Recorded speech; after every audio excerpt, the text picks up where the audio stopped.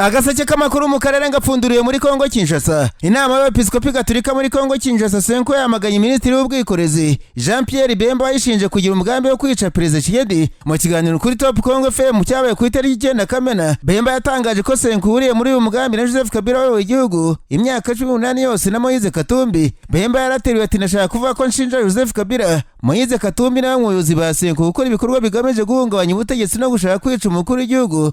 Ndayo yashinja kandi zabigaragariza ibimenyetso. Perezida Senko Musenyeri Fulgence Mutewa Mugaro yatangaje ko kuva 2023 ubwo abakandida bamazaga ku mwanya w'umukuru w'igihugu, Bemba yakomeje kwibasira Senko ayishinja ibirego bidafite ishingiro. Ati yavuze amagambo menshi agamije guharabika Senko, ashobora kugabanya icyizere gikenewe kugira ngo abantu bunge ubumwe babane kandi ari by'igihugu gikeneye cyane. Yibukije ko Bemba yagize uruhare mu bwicanyi barwanya umutwe w'inyeshyamba MRC yashinze bakoreye abanyekongo. Ati birakwiye kwibaza niba bwana Bemba yifashije amagambo ye ashaka gusubiza igihugu mu gihe yishe abaturage b'inzirakarengane muri Kisangani na Kinshasa. Musenyeri Mutewa yagaragaje ko bitangaje kuba inzego za leta ya Kongo zirimo inteko ishinga amategeko, ubushinjacyaha bukuru mu rukiko rusesa imanza ntacyo zakoze nyuma y'amagambo ya Bemba, nyamara zakabaye zifata ingamba zatuma baboneka umucyo ku byo ashinja Senko.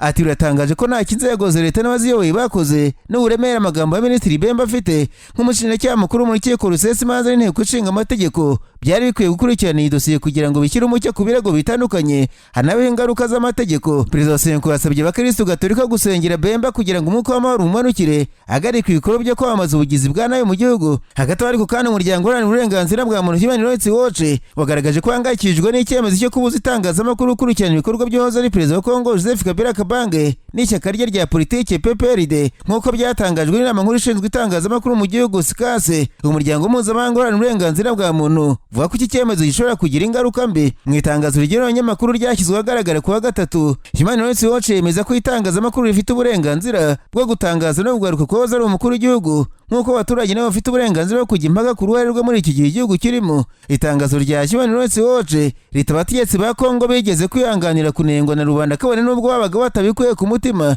Uyu munsi bibujijwe ibyashyizwe mu itangazamakuru birakomeye. Abanyamakuru bafite uburenganzira bwo gutanga ibitekerezo kugira ngo bagaragaze ukugaruka kwa Joseph Kabila mu gihugu, kandi rwose abanyekongo bafite uburenganzira bwo kujya impaka ku ruhare rwe muri iki gihugu.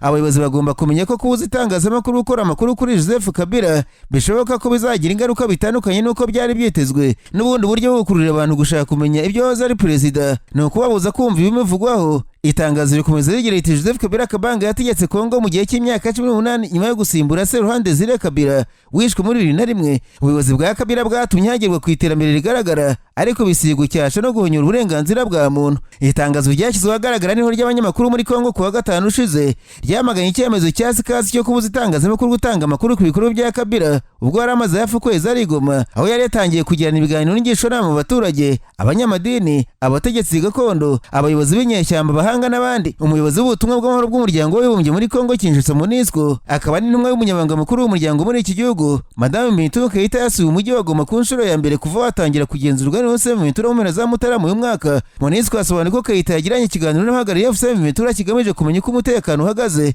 ndetse n'ingaruka intambara yagize ku baturage. Mbere y'uko ageze ijambo ku kanama karoni gashinzwe umutekano ku isi tariki ya 27 Kamena uyu mwaka turimo, yasobanuye kandi ko muri uruzinduko rw'iminsi 3 Bintou Keita aganira n'abahagarariye Joseph Bintou ku nshingano z'ibanze z'ingabo ziri mu butumwa bw'amahoro bwa Loni zirimo kurinda umutekano w'abaturage. Ubusanzwe Joseph Bintou nicana wakana Bintou Keita bitewe n'uko yagiye abogamira kenshi ku ruhande rwa leta ya Kongo ubwo asobanuraga uko uburenganzira bw'ikiremwa muntu bwubahirizwa mu gihe intambara yari ikomeje. Iri horo kandi ryamaganye ingabo za MONUSCO ubwo zarekuraga zimwe mu ngabo za Kongo zahungiye mu bigo byazo mu mpera za Mutarama zikajya guhungabanya umutekano mu mujyi wa Goma.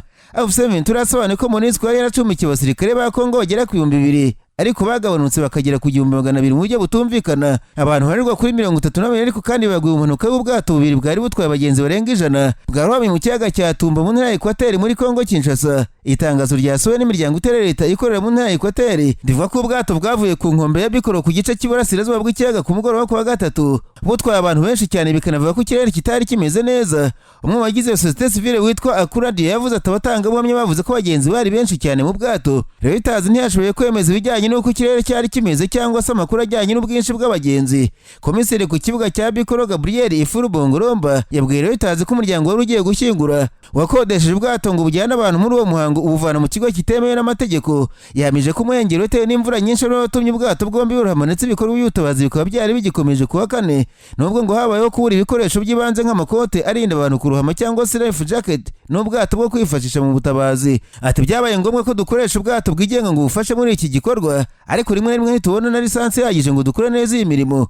Impanuka zo mu mazi muri Kongo Kinshasa zikunze kubaho kubera gutwara ibintu birenze ubushobozi bwabwo ndetse ngo usanga ubwinshi bunashaje. Hanyuma ni gukana icyiciro cya mbere cy'abasirikare barenga 700 mu muryango wa SADC wari woroje kurwana muri Kongo Kinshasa kuwa kane cyanyuze mu Rwanda gitaha. Mu gitondo cyo kuwa kane nibwo imodoka zitwaye bari basirikare zinjiye mu Rwanda ziturutse mu mujyi wa Goma, aho babaga mbere yo gutangira urugendo ruherekeza iwabo. Bisi 14 zari zerekejwe na polisi ndetse n'ingabo z'u Rwanda nizo zanyuze mu Rwanda zitwaye bari abasirikare, ibikoresho byabo bwite ndetse na bimwe mu bikoresho bifashishaga ku rugamba byari byarasigaye. Bose hamwe bari 742, barimo abanyatanzania 255, abo muri Afurika y'Epfo 149 na 338 bo muri Malawi. Byitezwe ko bari abasirikare nyuma yo gusohoka ku butaka bw'u Rwanda bakomereza Ichato muri Tanzania. Abanyatanzania barahava bakomereza Dar es Salaam mu gihe Abanyafurika y'Epfo na Malawi bafata indege zibajyana iwabo.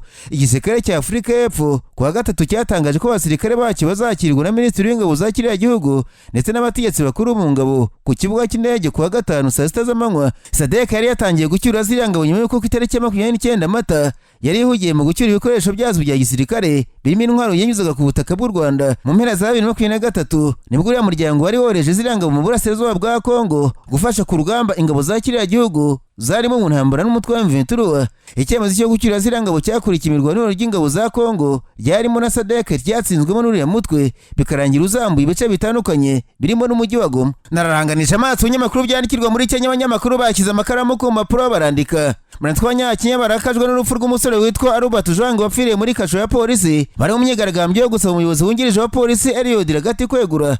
Jwang yatawe muri yombi tariki 7 Kamena hashingiye ku ibwirizwa rya Ragati wamushinjaga guharabika polisi ya Kenya yifashishije imbuga nkoranyambaga. Uwo musore wari imirimba y'uburenganzira bw'ikiremwamuntu yabanje gufungirwa muri kasho mu karere ka Humabe nyuma ajyana i Nairobi, ari nawe yapfuye ku munsi wakurikiyeho. Mbere polisi yavuze ko Jwang yiyahuye, ariko ku itariki ya 11 Kamena raporo y'abaganga basuzumye umurambo we yagaragaje ko yishwe n'inkoni yakubiswe n'abapolisi. Kuwa kane Abanyakinya babyukiye mu myigaragambyo basaba Ragati kwegura agakurikiranwa n'ubutabera bwo bahamya ko afite uruhare rukomeye mu rupfu rwa Jwang. Abo baturage bagiye ku ngoro y'inteko ishinga amategeko byari biteganyijwe ko Ministre w'Imari John Mbadi amurikira igihugu ingengo y'imari izakoreshwa, bagaragaza ko mu gihe Ragati atakwegura ingengo y'imari itamurikwa. Umuyobozi wa polisi ya Kenya Douglas Kanja yatangaje ko ari abantu bataye muri yombi nyuma y'urupfu rwa Jwang, kandi ko nibigaragara ko Ragati nawe yagize uruhare muri iki cyaha agomba kwegura agakurikiranwa n'ubutabera. Kanja ati umuntu wese bizavugwa ko yagize urupfu mu ruhare rwa Albert Jwang azabazwa. Umuyobozi wungirije wa polisi navugwa azegura kugira ngo iperereza rikorwe. Umuyobozi w'urwego rwa Kenya rushinzwe ubugenzacyaha DCI Mohamed Amini ku itariki ya 11 yatangaje ko umuyobozi wa sitasiyo ya polisi Jwang yapfiriyemo ari wa mbere ukekwaho icyaha. Hari amakuru avuga ko umupolisi witwa James Mukwana ukekwaho kwica imirimbanyi Jwang wapfiriye muri kasho ya polisi zibukubitwa ubu yatawe muri yombi. Kuwa kane nibwo polisi ya Kenya yatangaje ko yataye muri yombi uriya mupolisi. Itangazo yasohoye rivuga ko James Mukwana wo kuri sitasiyo ya polisi nkuru ya Nairobi yatawe muri yombi ku itariki ya 12, aho ukekwa afungiye kuri sitasiyo ya polisi ya Capitol Hill na polisi aregwa icyaha cy'ubwicanyi. Albert Jwang yatawe muri yombi tariki 7 ubwo polisi yamucinyaga kwiharabika akoresheje imbuga nkoranyambaga. Nyuma y'amasaha make ataye muri yombi, polisi yatangaje ko yishwe n'ibikomere yatewe no gukubita umutwe ku rukuta rwo muri kasho. Gusa ibizamini byo kwa muganga byagaragaje ko yishwe n'inkoni yakubiswe n'abapolisi. Perezida William Ruto wa Kenya nawe ku itariki ya 11 yatangaje ko yashenguwe n'urupfu rw'iriya mirimbanye. Ati nk'Abanyakinya benshi kandi by'umwihariko nk'umubyeyi ntakiranye inkuru y'urupfu rwa Albert Jwang n'umubabaro mwinshi. Ruto yagaragaje ko bidakwiye ko abantu bapfira mu maboko ya polisi, yibutsa abapolisi ko mu gihe bafunze umuntu baba bakwiye kubungabunga umutekano n'imibereho myiza ye. Urupfu rwa Jwang rwarakaje Abanyakinya bajya mu myigaragambyo yamagana imikorere ya polisi banasaba ko bamwishe bakurikiranwa. Nasimbukiye mu Burundi, abanyamakuru bicaye imbere ya mudasobwa barandika. Banitswe inama y'Abepiskopi Gatolika mu Burundi yanenze imigenekere y'amatora y'abadepite n'abajyanama ba za komine. Ivuze ko yabayemo inenge nyinshi ku buryo imibare y'ibyavuyemo bigoye kuyizera. BBC yavuze ko Kiliziya Gatolika mu Burundi yavuze ko muri rusange amatora yabaye mu mwuka mwiza, ariko ko hari bitaragenze neza. Munengera idini ribona harimo nko kuba ibyuma by'itora byarafunguwe mbere y'uko indorerezi zihagera ngo zirebe ko mu dusanduku twitora nta majwi arimo. Hari aho kandi amasanduku y'itora yuzuraga vuba na bwangu nta bantu bigaragara ko bari gutora, ibisobanura ko ababaga batorera abaturage. Kiliziya Gatolika isanganwe ijambo rikomeye muri politiki y'u Burundi yavuze ko hari aho abashinzwe ibiro by'itora basabaga abantu gutora kanaka na kanaka, ndetse ngo hari n'abatoye watoye ku makarita menshi y'itora ugasanga umuntu atoye inshuro zirenze imwe. Aya matora yegukanwe n'ishyaka CNDD-FDD riri ku butegetsi rigira imyanya yose mu nteko ishinga amategeko. Kiliziya Gatolika yavuze ko ikurikije iby'indorerezi zayo zabonye bigoye kwemera ko amajwi yatangajwe ari ukuri, ndetse ngo birerekana ko hakiri urugendo rurerure mu gutegura amatora mu Burundi. Hanyuma ariko amashyaka atavuga n'ubutegetsi buriho mu Burundi yatangaje ko amatora yagenze nabi kuko yarimo iterabwoba n'ubujura nyuma y'uko ishyaka CNDD-FDD riri ku butegetsi ryegukanye imyanya yose yo mu nteko ishinga amategeko. Ni nyuma y'uko komisiyo y'amatora Sena itangaje ibyavuye muri ayo matora yabaye ku itariki 5 Kamena. Imibare yashyizwe hanze na Sena ku itariki ya 11 yerekanye ko imyanya yose ijana yahatanirwaga mu nteko ishinga amategeko yegukanwe n'ishyaka CNDD-FDD riri ku butegetsi. Imibare igaragaza ko mu barenga miliyoni 5 bitabiriye amatora 96.5% batoye ishyaka CNDD-FDD. Amategeko Burundi avuga ko kugira ngo ishyaka ribone umwanya mu nteko ishinga amategeko rigomba ko ryabonye amajwi 2%. Ibyavuye mu matora byerekanye ko ishyaka Iporona ryagize ijwi rimwe n'ibice 38%. Andi mashyaka yo ntayabashije gushyitsa ijwi rimwe. Prosper Ntawurwamiyo Seni ati narindi ishyaka ryabashije kurenga uwo murongo byatumye CNDD-FDD itsindira intebe zose mu nteko ishinga amategeko. Amashyaka atavuga n'ubutegetsi Burundi yagaragaje ko aya matora yagenze nabi ngo kuko yabayemo byinshi binyuranyije n'amategeko. Umuyobozi w'ishyaka Iporona Olivier Nkurunziza yavuze ko amatora arimo ubujura no gutera ubwoba abaturage bikozwe n'imbonerakure.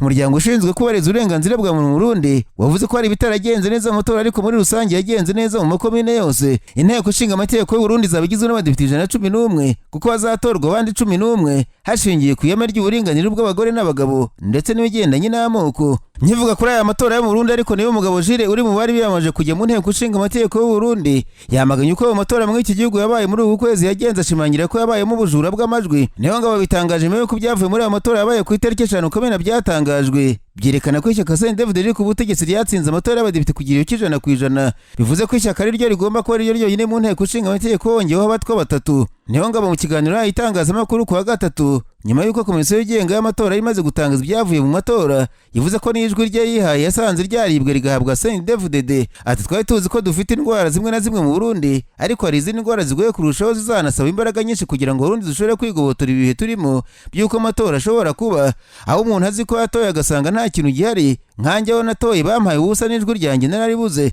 Niyo ngabo bavuga ko kimwe n'abandi Barundi bose yababajwe n'uko aya matora yagenze. Yavuze kandi ko yumijwe no kubona amajwi yose ahabwa ishyaka CNDD-FDD ibitarigeze bibaho na rimwe mu mateka y'u Burundi. Ati mu gihe cyandadaye Abarundi bari barushye kurusha uno munsi ariko ntiyigeze agira amajwi arenga 60%, ntiyagize 70%. Na Agaseke nubwo arimo adufasha gukura umukoroni mu gihugu nawe ntiyigeze ageza kuri 70%. Ati izo ntambara zari zikomeye cyane kurusha izo turimo uyu munsi zari gutuma Abarundi batora cyane abo babiri bakageza ku majwi 80 cyangwa 90%. Amashyaka atavuga rumwe n'ubutegetsi Burundi nka Iporona na Sena nawe yamaganiye kuri byavuye muri ayo matora. Ubwo amatora yabaga bamwe mu baturage batangaje ko batishimiye ko baraherekezwa mu tuzu twitora bagategekwa gutora ishyaka riri ku butegetsi. Hari n'abatangaje ko bagizeho amatora yabereye bagasanga bamaze gutorerwa. Agaseke k'amakuru mu karere ngapfunikire muri Uganda abanyamakuru bakozeje ba muri no barandika banatwe umugabo w'imyaka 33 mu karere ka Mukono yatawe muri yombi ashinjwa ko ipeti rya Lieutenant Colonel mu gisirikare cya Uganda akiba abanyapolitiki amafaranga. Ibinyamakuru mu iki gihugu byavuze ko uyu mugabo Stephen Weyapasirasi anakurikiranwe gufata umugore ku ngufu icyaha yakoze umwaka ushize nabwo yari yigize Lieutenant Colonel w'umusirikare.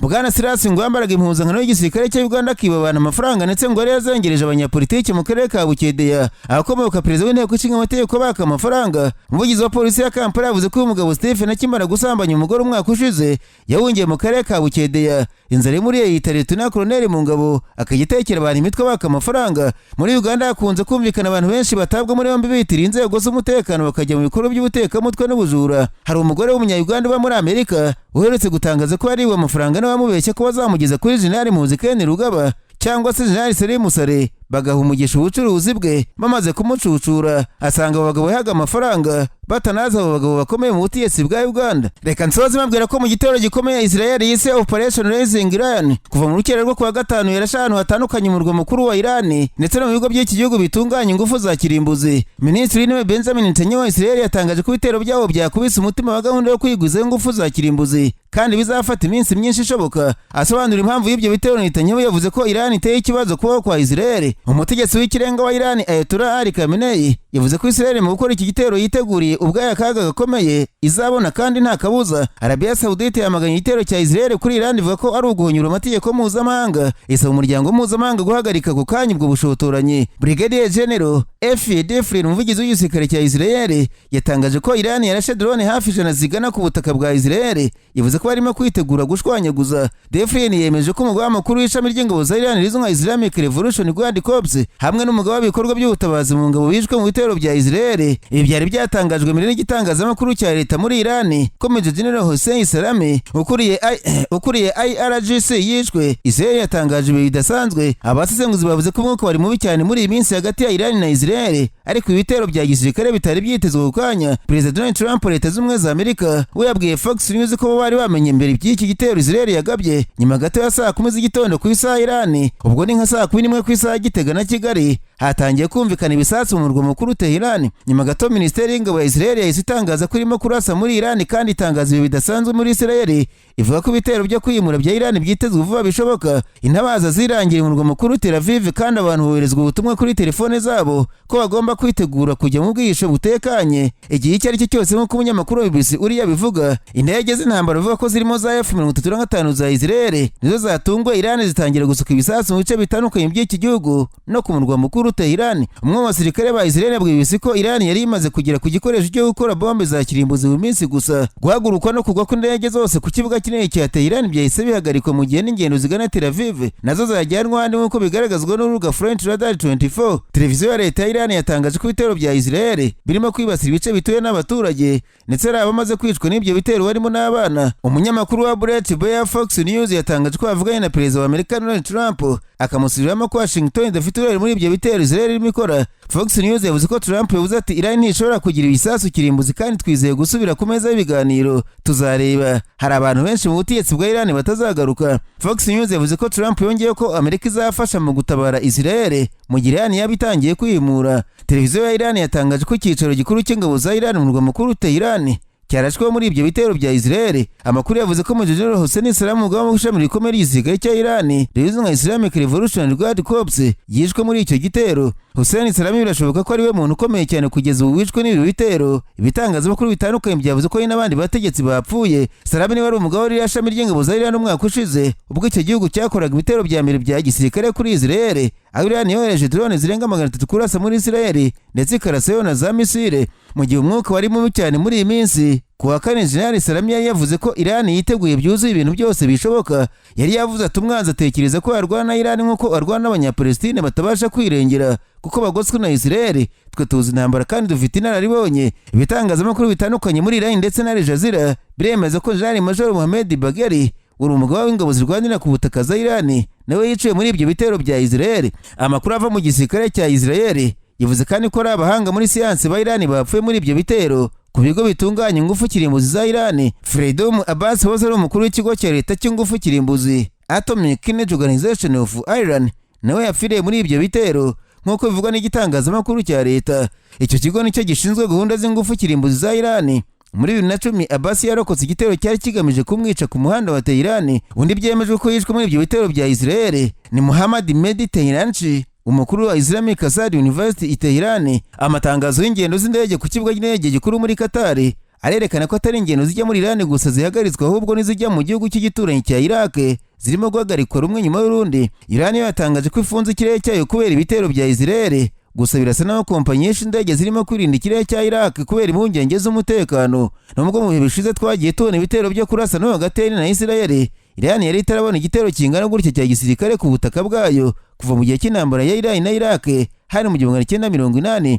Iki gitero kije mbere y'iminsi 2 gusa ngo ibiganiro bya gatandatu hagati ya Amerika na Iran ku ngufu kirimbuzi bya biteganyijwe ku cyumweru imunsi muri Oman ngo bitangire, ariko ubu ntibizwi niba bigikomeje. Hari ubwo bakwintambara ishobora kwinjiramo n'imitwe yitwaje intwaro yo muri Iraq. Iyi mu gihe ishize yarahiye ko Israel iramuka irashe muri Iran nayo izinjira mu ntambara igafasha Iran. Biragoye kumenya neza ikiye gukurikiraho muri kano karere muri iki gihe.